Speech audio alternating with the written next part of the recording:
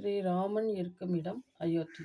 சுமித்திரை லக்ஷ்மணனை அழைத்து, யாரோ வரம் காட்டிற்கு செல்கிறார்கள், நீ ஏன் அவர்கள் பின் செல்ல வேண்டும் என்று கேட்கவில்லை.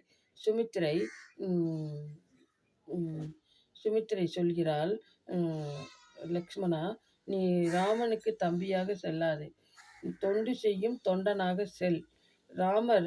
ராமரும் சீதையும் காட்டிலிருந்து நாட்டிற்கு வந்தால் அவர்களுடன் வா, இல்லை என்றால் அங்கேயே உன் உயிரை விட்டுவிடு என்றாள் சுமித்திரை.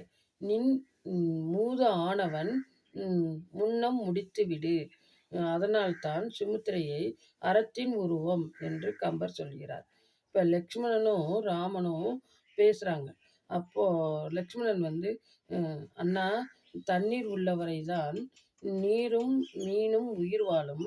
நீங்கள் இருக்கும் வரைதான் நானும் சீதா பிராட்டியாரும் உயிர் வாழ்வோம்.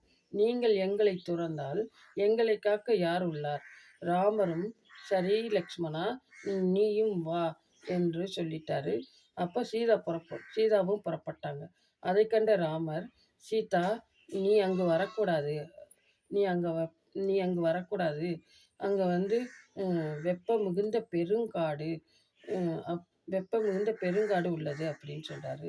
அப்போது சீதா சொல்கிறாங்க, நின் பிரிவினும் சுடுமோ பெருங்காடு அப்படின்னு சீதா சொல்கிறாங்க. ராமர் சொல்கிறாரு, அங்கு சிங்கம், புலி, மாயாவிகள் நிறைந்திருக்கும், பாறைகளும் முட்களும்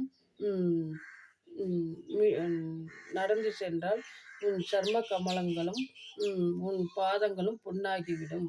அதனால் நீ அங்கு வர வேண்டாம் அப்படின்னு சொல்லி சொல்கிறாரு ராமர். அதற்கு சீதா சொல்கிறாங்க, மலாலன் பக்கம் இல்லை என்றால் மனைவிக்கு அதைவிட பெரிய துக்கம் இருக்காது. தங்களை பிரிந்து என்னால் ஒரு சனம் கூட வாழ இயலாது. தங்கள் பாதச்சுவடே என் வாழ்க்கை சுவடு அப்படின்னு சொல்லி சீதா சொல்கிறாங்க. ராமர் சொல்கிறாரு, இந்த அரண்மனை உனது இல்லம், உனக்கு சந்தோஷத்தை தரும், மகிழ்ச்சியை தரும் அயோத்தி, அதனால் நீ இங்கே இரு அப்படின்னு சொல்லி சொல்கிறாங்க. அப்போது சீதா சொல்கிறாங்க, என் தெய்வம் இருக்கும் இடம் எதுவோ அதுவே இந்த சீதைக்கு அயோத்தி. ராமன் இருக்கும் இடம் அயோத்தி அப்படின்னு சொல்லி சீதை சொல்கிறாங்க. ராமர் சொல்கிறாரு,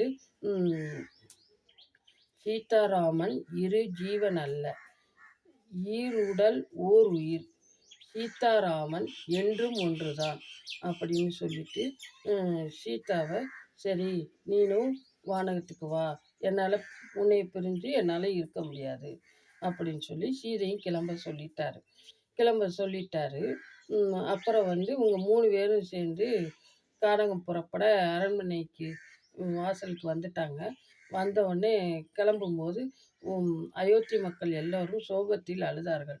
யாரெல்லாம் அழுதார்கள்? ஆண், பெண், பெரியவர்கள், குழந்தைகள், மயில், பெண்ணின் கர்ப்பப்பையில் இருக்கும் குழந்தை உருவம் ஆகாமல் இருக்கும் அந்த உருவம் கூட அழுததாம். அதை பார்த்த ராமர், என் பிரியமான மக்களே, என் தந்தையின் சொல்லை காப்பாற்ற நான் கடமைப்பட்டிருக்கிறேன்.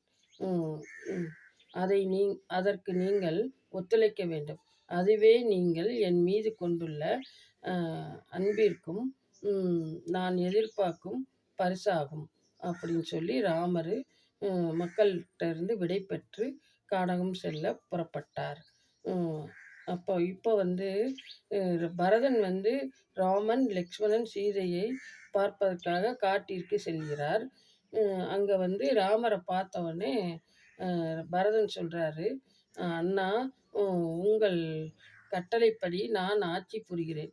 14 ஆண்டுகள் நீங்கள் வராவிட்டால் மறு நிமிடமே நெருப்பில் விழுந்து என் உயிரை விட்டு விடுவேன். உங்கள் மேல் ஆணை என்றார். ராமரும், கண்டிப்பாக நான் வந்து விடுவேன் என்று சொல்கிறார். பரதன் மேலும், அண்ணா, எனக்கு உங்கள் திருவடியை சுமக்கும் பாதுகையை கொடுங்கள். நீங்கள் வரும் வரை அதுதான் ஆட்சி செய்யும் என்று சொல்லி பாதுகையை பாதுகையை வாங்கி தலையின் மீது தாங்கி பாப்பரோர் மனம் உருகும் வண்ணம் அழுதவாறு ராம் ராம் ஸ்ரீராம் ஸ்ரீராம் என்று சொல்லியபடி அயோத்தியின் எல்லையிலிருந்து நந்தி கிராமம் பரதன் சென்றடைந்தார். நன்றி, வணக்கம்.